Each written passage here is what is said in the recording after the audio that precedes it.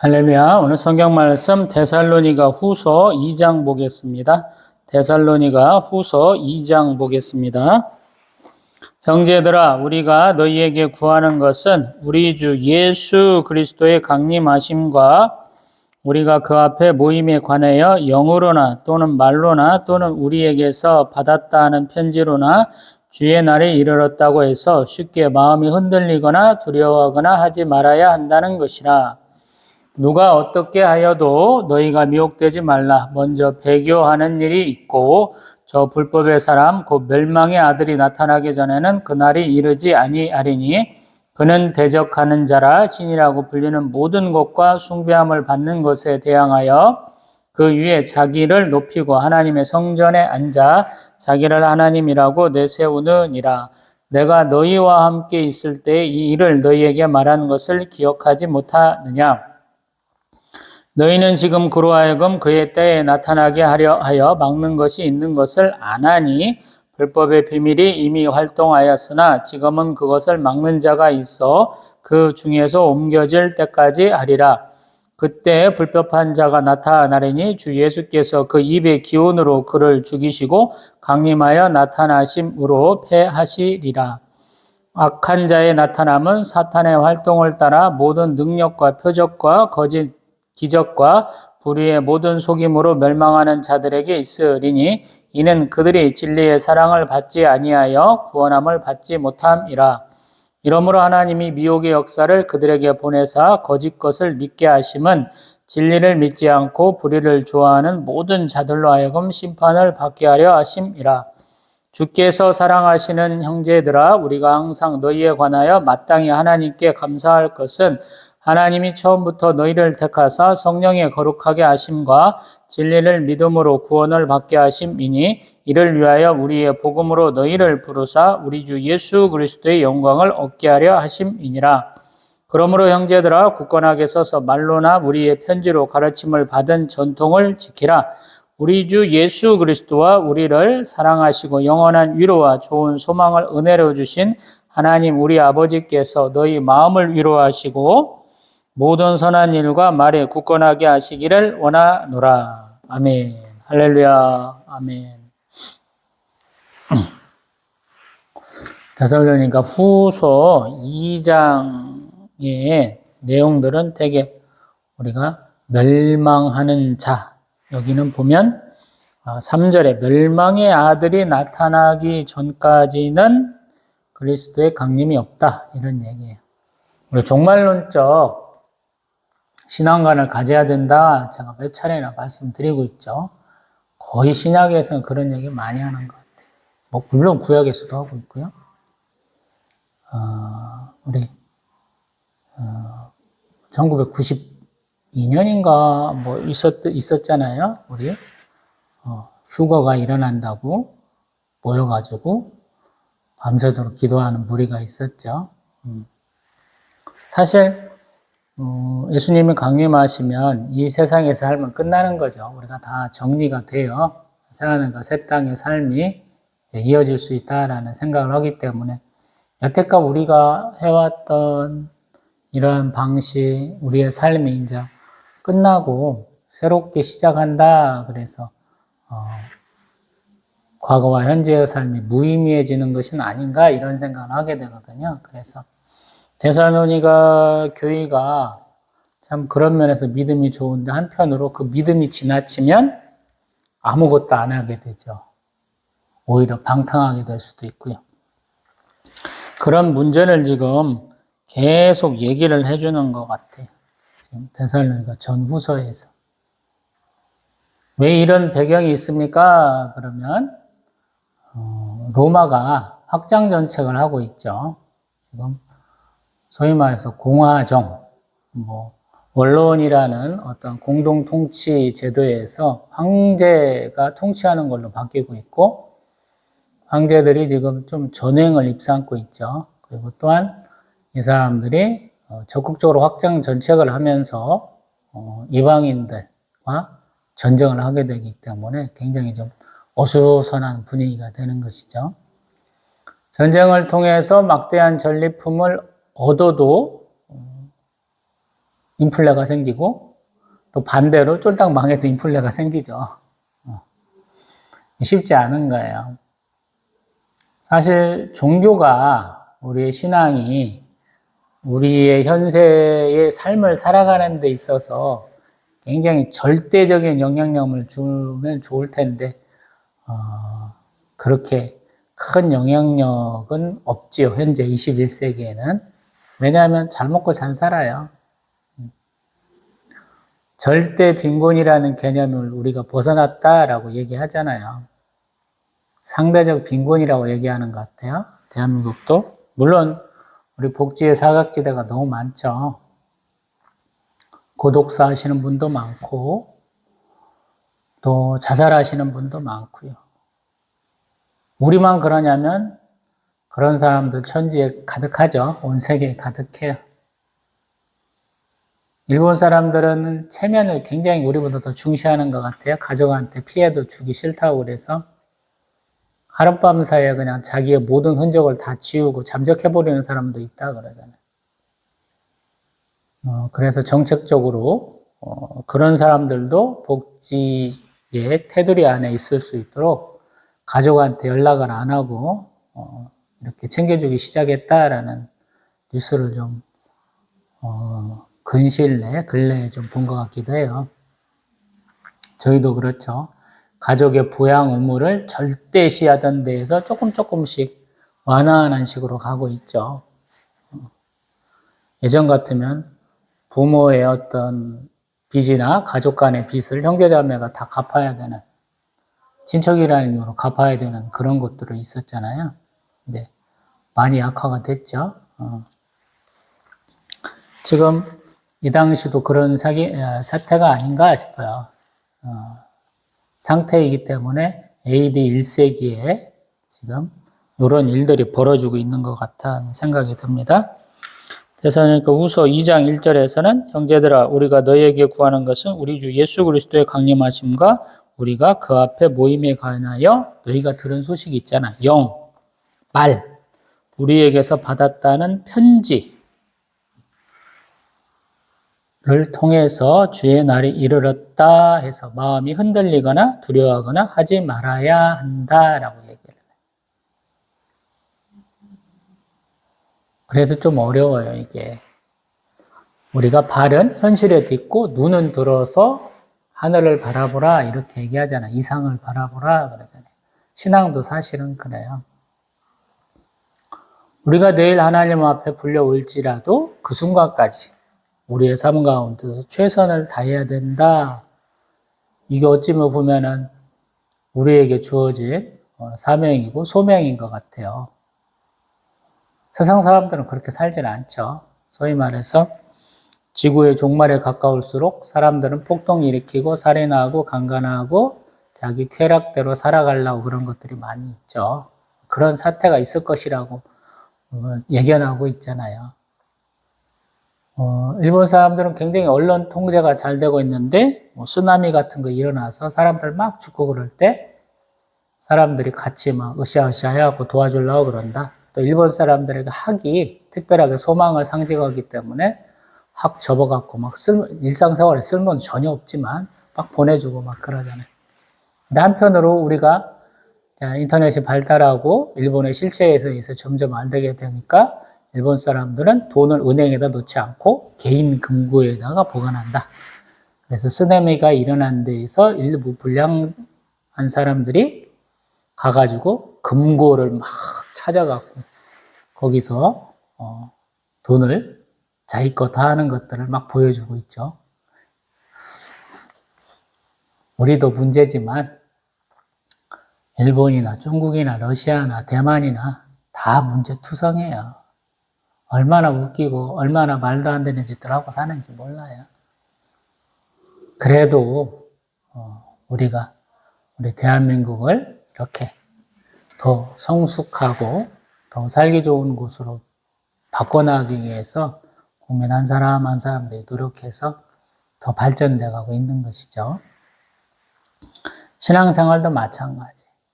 우리 안에 모든 사람이 다 경건하고 거룩하고 하나님의 사랑을 만끽하면서 하나님의 자녀로, 하나님의 종으로 살기를 소망하는 사람들만 있는 건 아니죠. 근데 우리 중에 특별하게 열심을 내는 어떤 분들에 의해서 저희가 이렇게 살아가는 것이고, 더 궁극적으로 얘기하면 예수 그리스도의 십자가 사랑으로, 십자가 대속으로 우리가 이렇게 현재의 삶을 살아가고 있는 것이죠. 그래서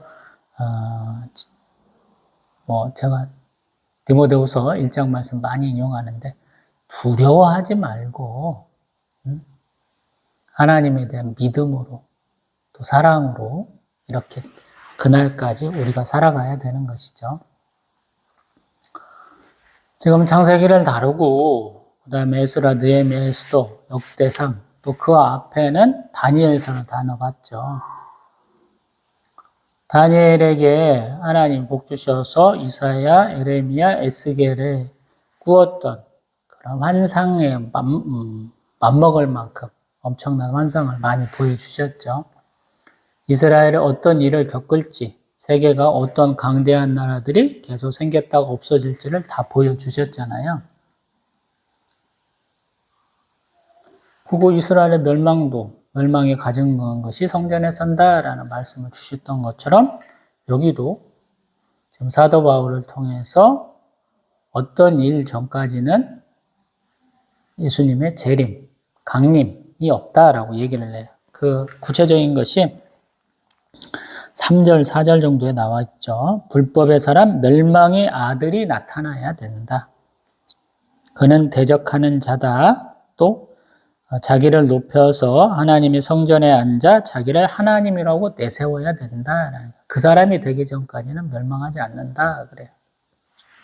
우리는 그래서 수많은 사람, 사탄이라고 하는, 또 사탄에 빙의된 사람들은 많이 이렇게 얘기를 하고 있죠. 유럽에서 자기 세계의 종말에 대해서 진지하게 이제 받아들인 것이 1차 세계대전이라 그래요. 우리 종교개혁 이후에 엄청나게 그 사람들 많이 박터지게 싸웠어요. 종교 전쟁으로 싸웠어요. 신교와 구교가 싸우고, 구교도 지들끼리 또 싸우고, 나라 간에 싸우고. 지금도 유럽 사람들 백작이니, 공작이니, 자작이니, 남작이니, 이런 귀족 호칭 가진 사람들 어마어마하게 많잖아요. 왜 그러냐면, 한 개 주 정도에 되는 데가 공국이라고, 무슨 나라라고 다 돼 있었죠. 독일도 다 갈라져 있었지. 이탈리아도 다 갈라져 있었지. 프랑스에서 내전 났지.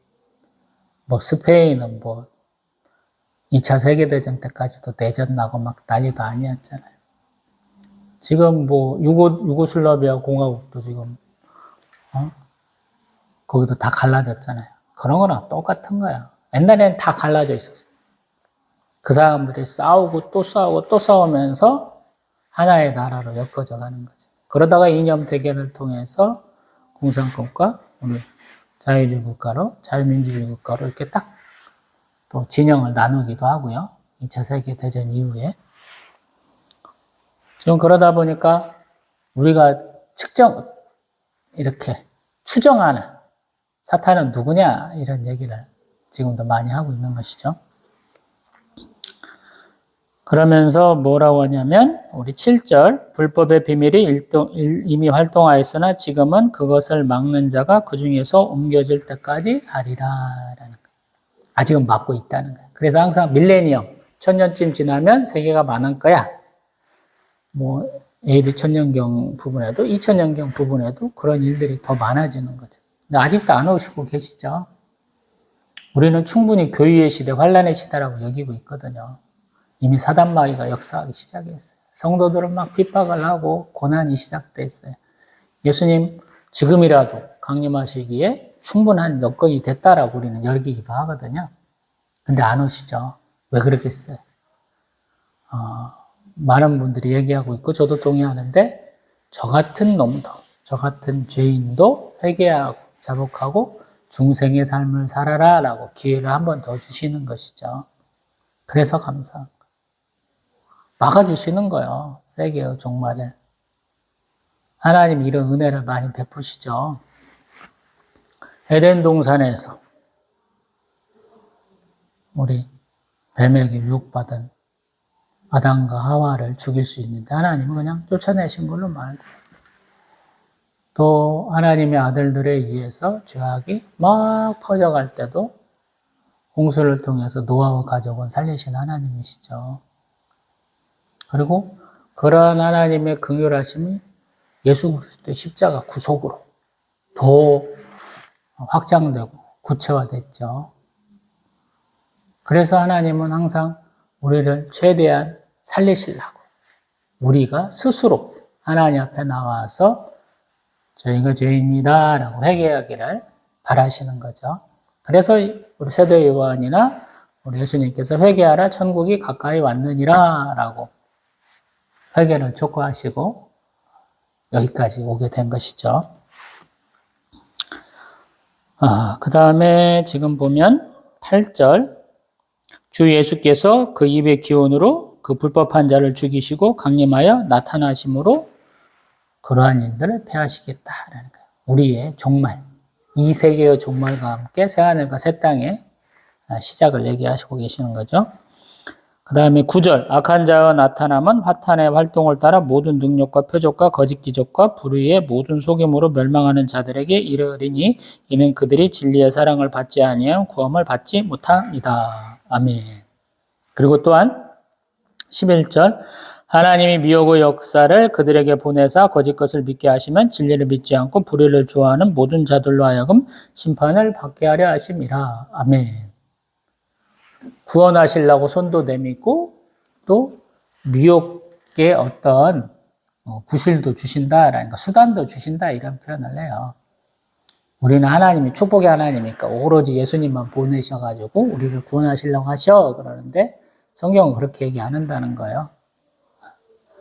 미혹당하게도 하실 수 있다 그래요. 그래서 이게 양가 감정이에요. 두 개가 공존합니다. 우리에게 시험을 주지 아니하신 하나님, 우리에게 시험을 주신 하나님, 두 개가 다 나타났어요. 그것을 시험으로 여길지 안 될지가 시대상에 따라서 사람에 따라서 다르게 얘기된다라는 거예요. 꼭 사복음서랑 똑같아요. 예수님이 이런 일을 하셨는데 여기서 이때 하셨어. 그런데 저기서는 저때 그렇게 하셨어. 이렇게 얘기하는 거랑 똑같아. 우리는 양립할 수 없다라고 생각하는데 하나님한테는 양립할 수 있는 거예요. 제가 생각할 때는 하나님이 그 사람을 쓰시기 위해서, 그 상황을 쓰시기 위해서 이런 때도 하시고 이런 때로 하셨다라는 생각이 들어요. 그것은 하나님의 자유의지고 하나님의 권능이기 때문에 하나님이 피조물인 우리가 따질 필요 없다 이런 생각이 들어요. 제 개인적인 관점으로는. 그래서 그 부분은 고민이 되시면 기도해 봐야 돼. 성경을 치는 경우가 굉장히 많아요. 소위 말해서 영감 있는 저자의 해석이 많이 들어가요. 구약에 썼던 내용이 신약에 와서 바뀌어요. 그거 갖고 고민도 많이 해보시고 기도도 많이 해보셔야 돼요. 그래야 말씀의 깊이가 더하시고 하나님이라는 그 존재 자체, 그의 능력에 대한 우리의 이해도가 팍팍 올라갑니다. 친밀도가 더 올라가요. 대화도 하게 되고 부대끼게 되고 그에 대해서 고민도 하게 되고 생각도 해야 되고 그러다 보니까 하나님과 무척 가까워집니다. 그리고 13절 이하로 보면 하나님께 감사하고 있다라는 거예요. 13절에 왜? 하나님이 처음부터 너희를 택하셨다. 또한 성령의 거룩하게 하심과 진리를 믿음으로 구원을 받게 하셨다라는 거예요. 아멘. 어떤 면에서 보면 우리를 사용하셨어라는 감사예요. 우리가 수단으로 택함 받았는데 너희가 너무 잘 받아줬어. 그래서 너무 감사해 이런 거예요. 내가 한 일은 일이라면 너희가 이렇게 성령의 감독으로 받아준 게 한 100쯤 돼. 이렇게 얘기하는 거예요. 서로가 이렇게 올려주는 거예요. 성경은 그렇게 얘기해요. 내가 높아지기 위해서 남을 깎아내리지 않아요. 누르지 않습니다. 내가 올라갈 마음도 없지만 예수님이 말하는 것처럼 종으로서 섬기라 그래요. 낮은 자리에 내려가라 그래요.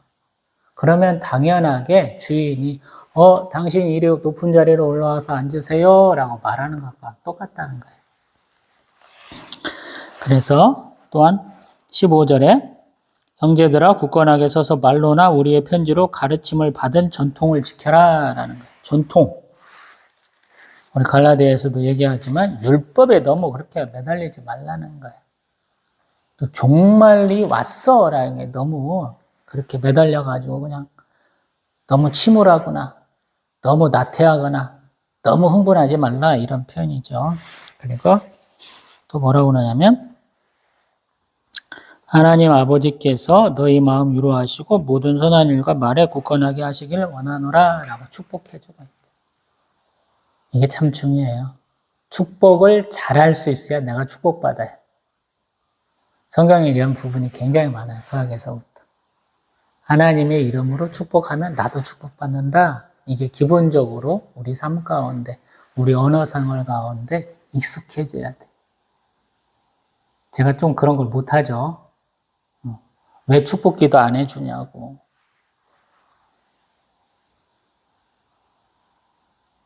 그거에 대한 답도 창세기 동영상 하다가 말씀드려봤죠. 복은 하나님이 주시는 거예요. 사람에 의지하지 마세요.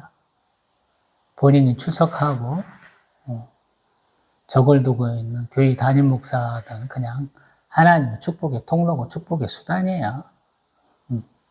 하나님으로부터 임하는 거예요. 하나님께 직접 간구하세요. 더 기뻐하셔요. 잊지 마십시오. 또 뵙겠습니다.